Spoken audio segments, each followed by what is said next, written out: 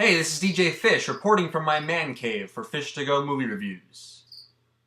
All alone.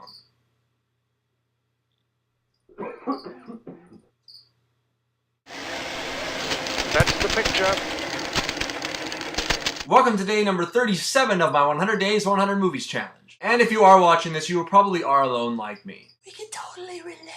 But I wouldn't necessarily call this a bad thing, especially if you feel like what you were doing is worth the time. Kind of like if you were a womanizer and only cared about your needs. I wonder what the opposite of womanizer is. Manizer? Geyser? I don't know. But today's movie deals with a man who's mostly in it to score, and not always in the Michael Kelso kind of way. This is Brian Koppelman's 2010 film called Solitary Man.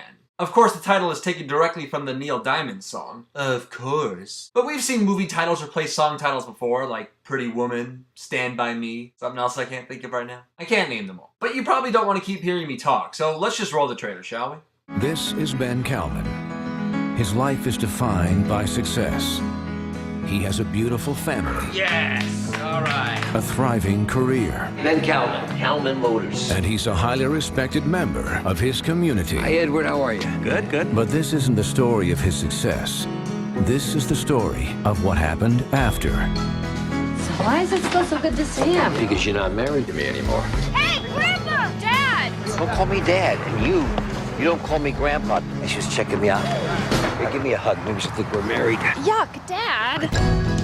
You are dating a woman because of her connections. Do you even like this person? Take my daughter on her college interview. She'll feel so much better with you there. I'd feel a whole lot better if you would just turn and leave.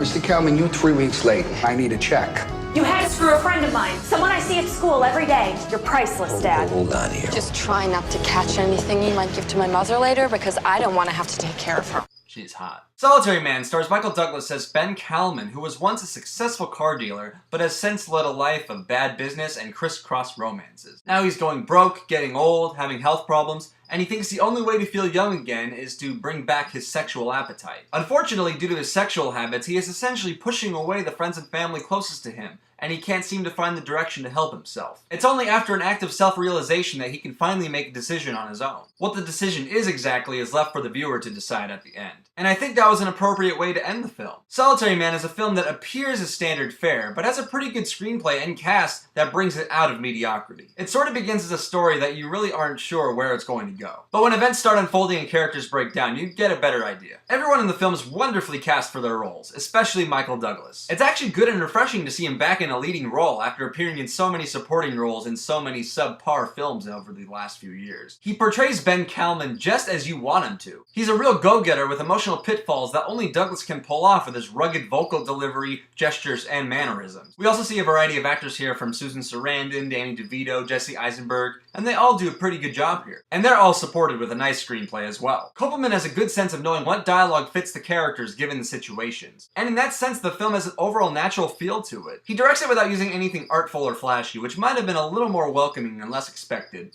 But he doesn't really have to here. The story is told kinetically even without it. So thanks to some very insightful moments on relationships from actors who know their roles well with dialogue that suits them, Solitary Man is a good film rather than another okay one. It doesn't ask us much, but it does have a knack for giving us a more than reasonable time watching it. I'm giving Solitary Man a B. Buzz. And if you guys have seen Solitary Man before, what did you guys think about it? Love it? Hate it? And why? Leave one of those comments down below, and if you like any of my reviews or would just like to continue on my 100 Days, 100 Movies challenge, then you can subscribe up above. I feel like it's been a while, but we still have 63 more films to go, so keep those suggestions and recommendations coming. And don't forget one of these guys. And once again, I'm DJ Fish for Fish to Go Movie Reviews on the go. That's the picture.